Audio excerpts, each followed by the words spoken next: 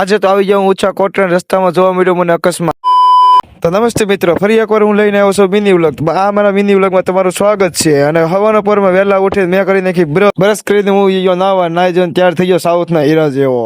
મસ્ત જોક મારા યા હસ રે હલકટ હસ.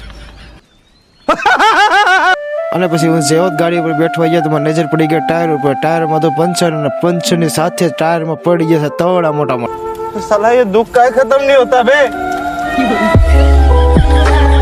તો મારી ગાડીમાં તો પંચર તો લઈ લીધી ભાઈબંધની ગાડી. અને પછી રસ્તામાં આવી ગયું બલાડદેવનું મંદિર. તો બલાડમાં કમેન્ટમાં લખી નાખજો. અને અમે થોડાક જ આગળ આવ્યા તો રસ્તામાં આવી ગયું પેટ્રોલ પંપ. તો ગાડીમાં પેટ્રોલ પણ પુરાવી લીધું અને ગાડી સડી ગઈ રોડ ઉપર. અને ગાડી હાલે તબડક તબડક તબડક તબડક તબડક.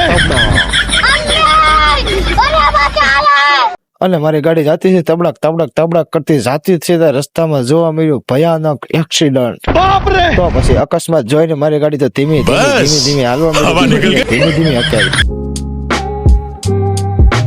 તો અમે ધીમે ધીમે ગાડી હાકીને પૂગી ગયા મહુવા. મહુવા પૂગીને રસ્તામાં જોવા મળી ભેંસ. અને ભેંસ જોતા જોતા જ રસ્તામાં જોવા મળ્યા મોટા જબર પંખા. તો તમને કોઈને ખબર હોય કે આ પંખામાંથી શું ઉત્પન્ન થાય અને પંખા શું કામ નાખવામાં આવ્યા છે, તો તમને કોઈને ખબર હોય તો કમેન્ટ બોક્સમાં કમેન્ટ લખીને. અને પંખા જોતા પૂગી ગયા ઊંચા કોટરા ગેટ આવી જાય. અંદર ગાડી આવવા દીધી. મારે જવાનું હતું જે પ્રસાદી બનતો ત્યાં. હા, તો અહીંયા આવીને જોયું તો પ્રસાદીમાં લાપસી બની ગઈ હતી. અને બીજી તરફ આ બાજુ બધા બેઠા. અહીંયા જોયું તો અહીં તો ટમેટા ડુંગળી કોથમરી એવું સુધારતા હતા, કેમ કે આનો સંભારો બનાવવાનો છે.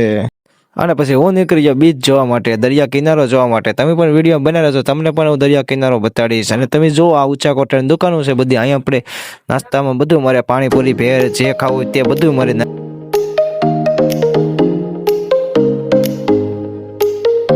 તો દરિયા કિનારો જોઈને પછી હું નીકળી ગયો ચાવણમાના દર્શન કરવા માટે.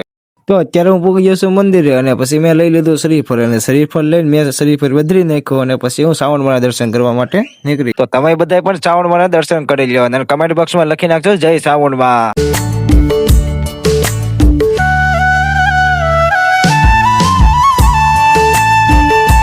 તો આપણે દર્શન કરી નીકળી ગયા આપણે દરિયા કિનારે જવા માટે. અને દરિયા કિનારે જઈને આપણે ઉતારવાનો છે એક વિડીયો. તો મેં વિડીયો અને ફોટા પાડી પછી હું નીકળી ગયો ઘર તરફ જોવા માટે. તો તમને મારો મિની વ્લોગ સારો લાગ્યો તો લાઈક, ફોલો અને શેર કરવાનું ભૂલતા નહીં. બાકી ફરીથી મળશું આપણે નવા વિડીયો સાથે. જય માતાજી.